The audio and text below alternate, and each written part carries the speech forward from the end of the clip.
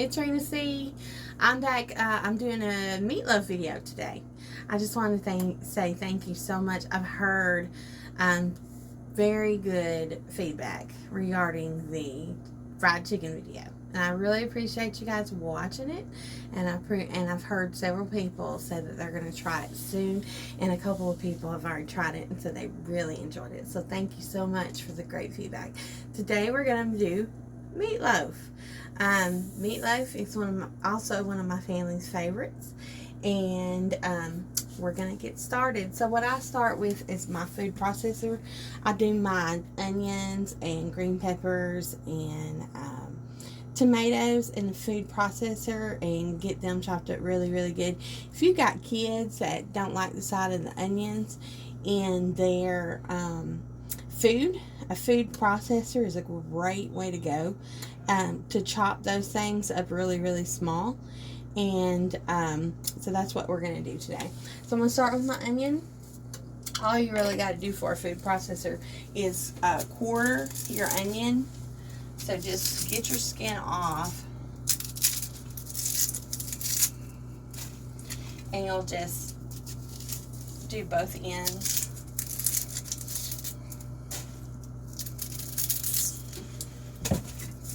Take off the skin.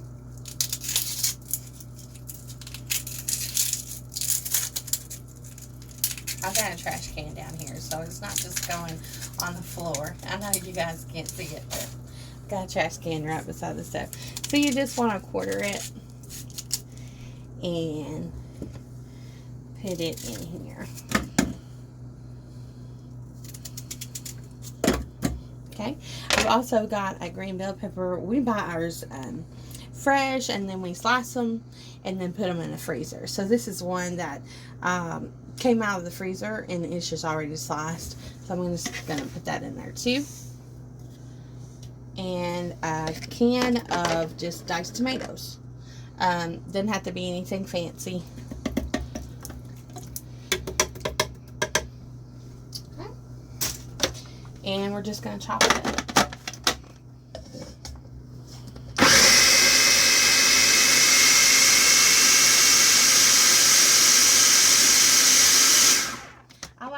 To be pretty well blended, kind of like the consistency of salsa. So if you look at it, it's kind of like a salsa size. So that's the way I like to do mine, to where it's small. All right, now we're going to talk about the main ingredient, which is ground beef.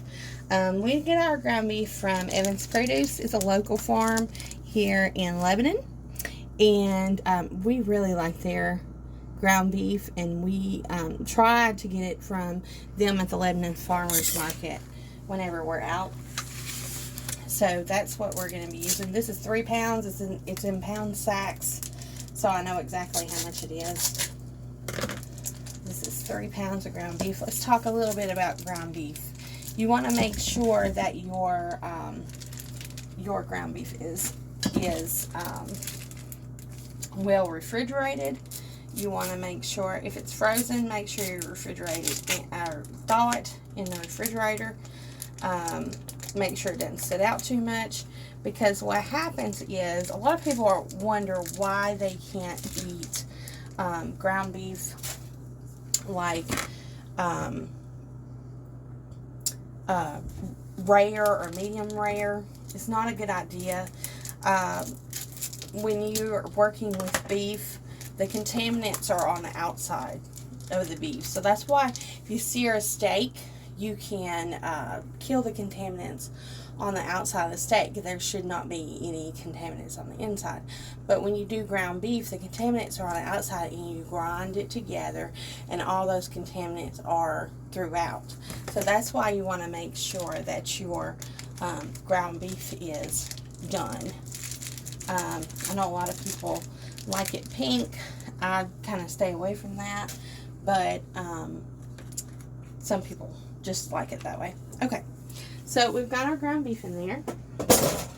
Now I need to have an egg.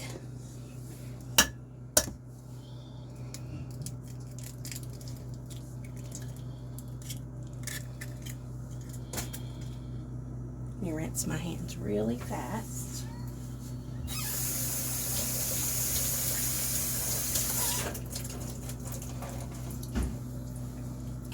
put our tomato mixture in here.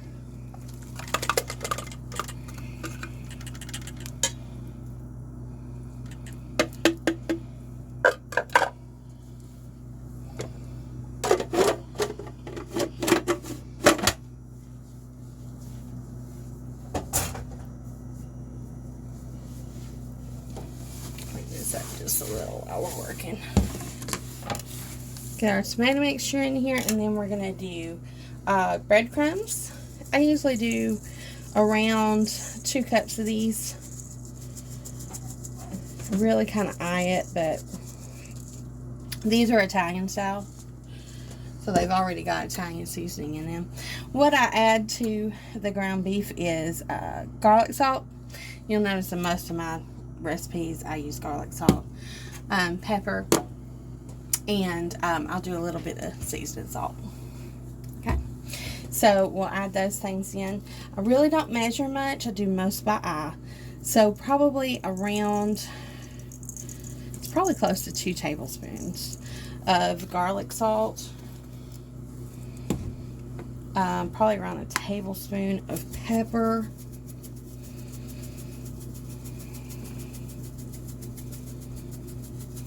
and then about a tablespoon of seasoned salt. And what we're going to do is we're going to mix this all in.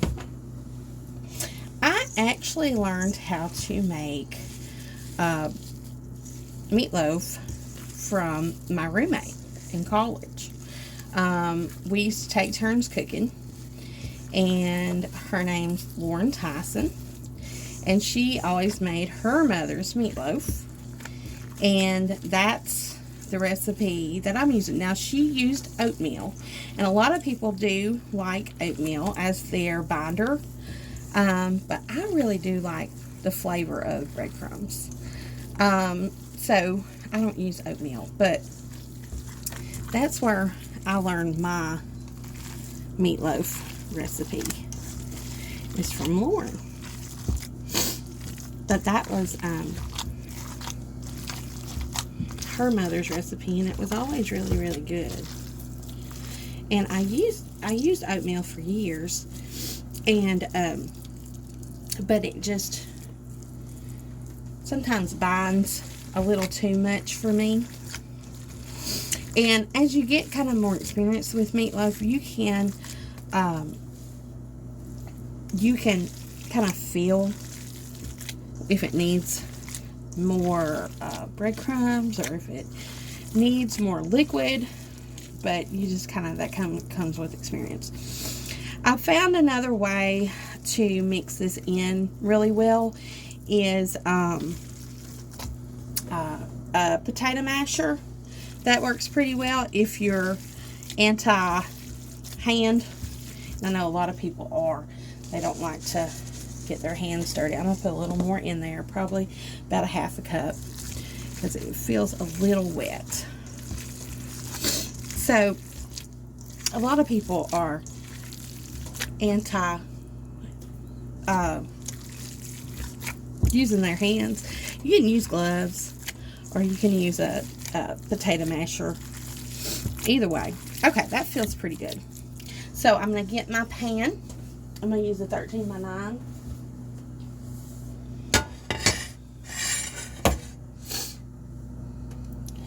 And I'm just going to dump it in here. I've got this sprayed with Pam, my 13 by 9. Get all that in here. Those onions have got my nose and my eyes running. And you can see it's got a lot of color. It's got the tomatoes, it's got the peppers, it's got the onions. So it's very pretty.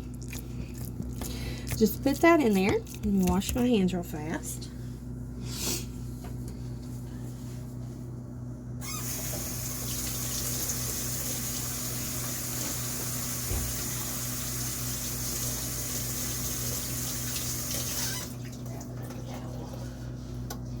Now, my family's favorite ingredient is ketchup. So, what we're going to do is just spread it on top. I've heard of people using brown sugar in their ketchup mixture on top, but really ketchup is sweet enough for me on its own.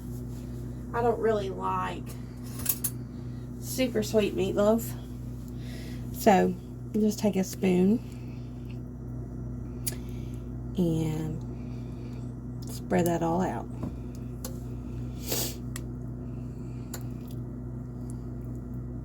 Okay.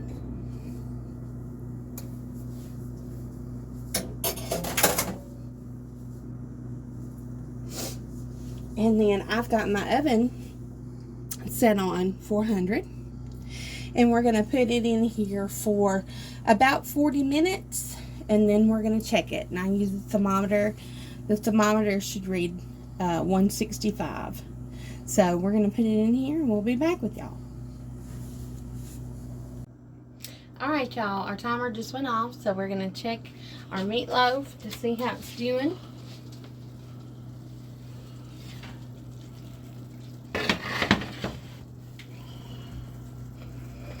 Looks good and hot. We're going to use our thermometer and just make sure that it's up to temp.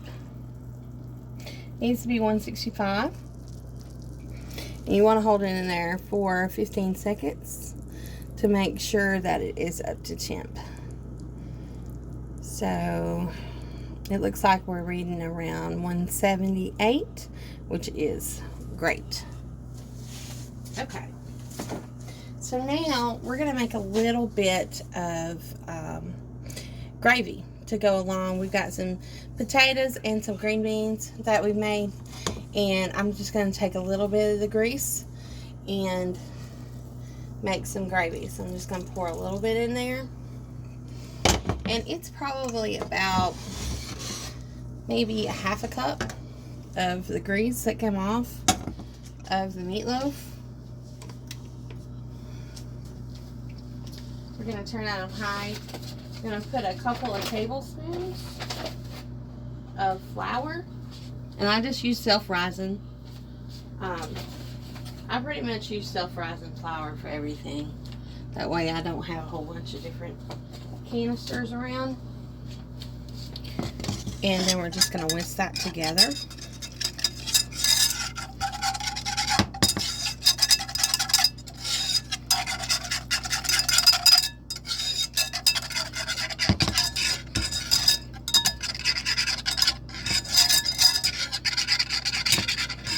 You can let that cook just a little bit. If you want a really, really deep brown gravy, you can let this cook for a good period of time, and it'll get browner as you go.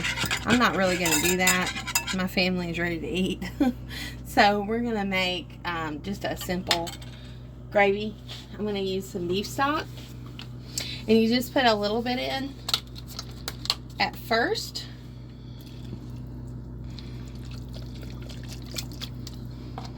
And whisk that in.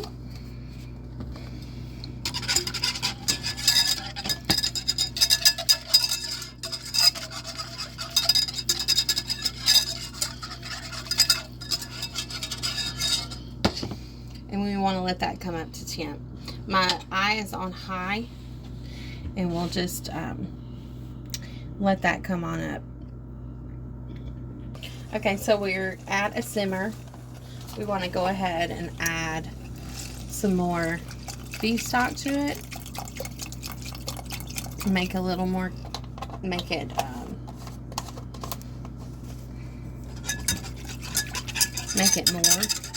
more of it. And at this point, you're just gonna let that happen again. You're just gonna let it come back to a boil and start to thicken it.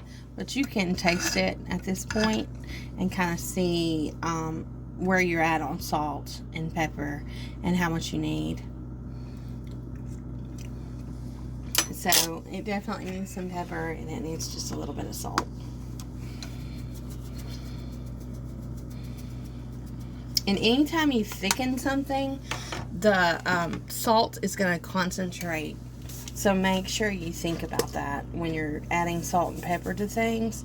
Anytime you use a thickener, that salt is really going to condense. So always, whenever you use flour or cornstarch or anything like that as a thickener, always think about how much salt you're using, because it's going to concentrate as that thickens. We're going to let this come back to a simmer, and then we'll be back. Okay, here's our finished product. It's come back to a boil, and it is done. It's at the consistency we want it, and we're going to add it to our potatoes here. I just made some quick instant potatoes. I cheated on the potatoes and made some green beans, and that is our meatloaf. All right, we're going to do a thumbnail, so it'll be a little weird.